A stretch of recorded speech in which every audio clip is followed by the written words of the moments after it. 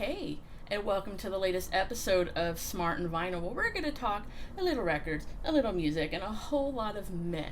So, thanks for joining me, and clearly, I got all dolled up in my disco duds and my luxurious fur coat, which, I'll be honest, this is not vintage. This is not vintage, but these glasses are. Hey, here's a pro tip.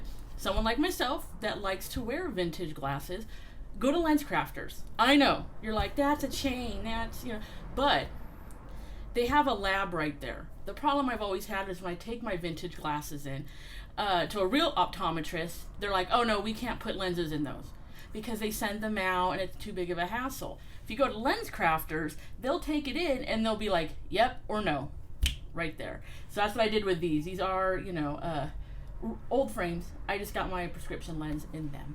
And it looks pretty dope, right? Oh, that's not a disco word.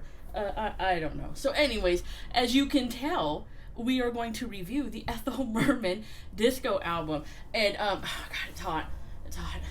Can't go disco in the desert. Anyways, I'm sorry. It's just like, okay. So anyway, there we go.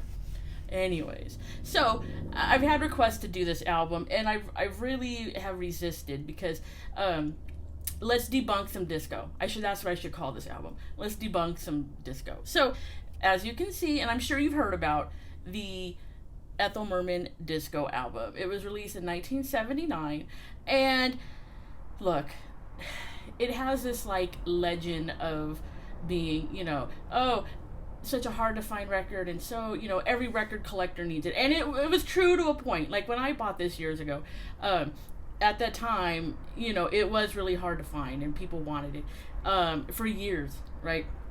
But more have been coming up. When you go online and look, they're gonna be like, oh, this album's worth a ton of money, it's so hard to find. Bullshit, it's not. If you go even look on eBay, I think the most one sold was like $30, which, yeah, back then you might have been like, oh, it's decent. Not anymore when you can buy a new album for like the same price. So anyways, you can get this. I mean, I probably see this now more often than I see some of the other albums that I've reviewed, like the Hanukkah, stuff like that. So so let's talk about it. It sucks. It's terrible. And it's not even like that so terrible it's good. Like, oh, it's so campy. It's not. It's not. So, producer one day was like, oh, probably I'm sure after Coke binge was like, oh, it'd be funny? Like, what if like Ethel Merman was like singing disco? That would be hilarious. And they went with it. So, to quote Rick James, cocaine is a hell of a drug. And there was a lot of great stuff that came from cocaine, but this was not one of those. So yeah, they dragged Ethel Merman's old ass into the studio. I think A&M, right, which is a real studio, and did this album, right? Now, it could have been amazing if you think about it. It's not, because, well, one, they took all her like old songs, which is fine, and had her do it. Was just like the same disco beat over and over. Like, if it would have been a little bit different. Now, I know what you're saying. Isn't disco all one beat anyways? Yeah, kinda, but there's like at least 5 different disco beats, which they should have done with this, and they didn't. It is literally almost the same song, one right after another. And even like in 79, disco was already kind of like on the way out. So I think if they would have thought of this a couple years earlier, like in the heyday of bullshit albums, like 74 to 77, I think it would have been a lot better. It's not good, and I don't think it has the same camp value like it used to. Like, because I think a lot of young people don't even know who Ethel Merman is. You know what I mean? Like, it's not campy to them anymore. No slight on her. I like her fine. But like I said, I just think this album could have been done better to make it just a more campy, fun kind of album. Would I rank it with the Hogan's Heroes? I don't know. They're 2 different beasts, but still beasts nonetheless. So I guess we can go ahead and talk about this. like I said, it came out in 1979. The producer has like a special thanks on here, you know, and they're talking about how much they love Ethel Merman and she's amazing, and she is. And I'm sure then it was because in that time period, I want to say from like 69 to like 81, like old movie stars were like a big deal, and I think a lot of them were dying or having like a resurgence and things like that. And Ethel Merman was one of them. So, you know, I guess in the 70s it was a great idea. So side one is only 3 songs. There's no business like show business. Everything's coming up roses, and I get a kick out of you. Side 2 has 4 songs.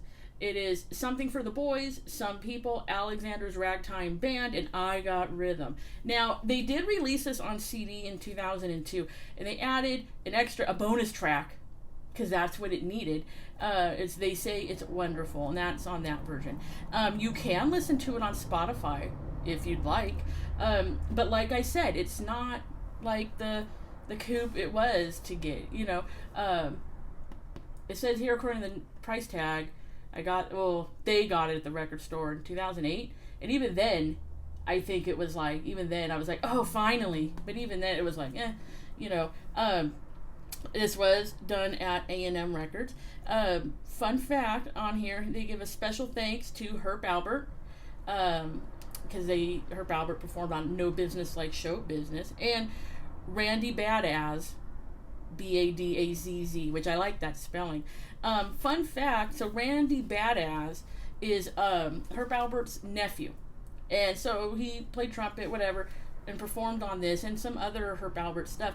But Randy Badazz and his writing partner Andy Armour are responsible for like my favorite Herb Alpert song, which is Rise, off of the album Rise, which was sampled, you know, by Biggie. Most importantly, it was used in the rape scene with Luke and Laura on General Hospital. So I'm sure Herb was excited about that. And Randy Badazz, like, oh, we wrote this badass song, pun intended. Yeah. And then, General Hospital called and they want to use it? That's amazing. Because General Hospital was like huge then. And then it was like, when Luke's raping Laura. They're like, yeah, that's great.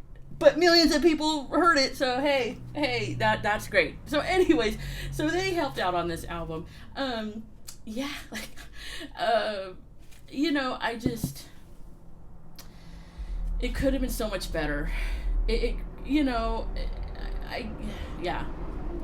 So if you see it, like, I think I even paid just $2.99 for it. That's not shit compared to what it was going for like a long time ago. And like I said, it's on eBay. I've seen it on eBay. I will say though, I saw it on eBay. They had an 8-track of this for $78, which I'm just like, you know, I like camp and I like my campy 8-tracks, but hell no. No, this is just fine.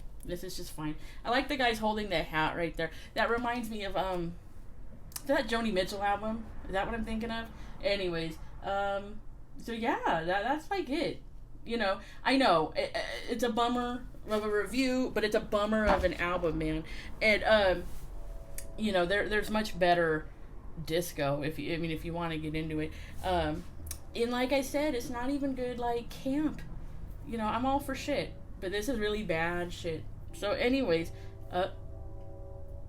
there's the train. So anyways, that's it. So I'm trying to think if there's anything else I need to talk about regarding this album. Like, you know, I hate doing these bullshit reviews, but this is, like I said, it's a bullshit album. And don't waste your money. Don't, unless you have to have it, do not go pay for it online. Listen to it on Spotify. Listen to it on Spotify first, then decide if you need this in your vinyl collection. And if you pick it up like I did for $3, okay, yeah. Do it because it's a conversation piece. Don't get it expecting it just to be like, hey, let's invite everyone over and listen to this and, you know, roast it.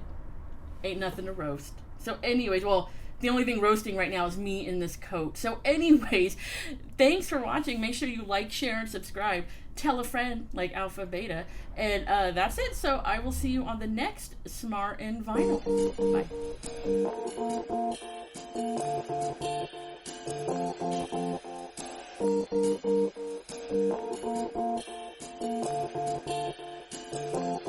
Bye.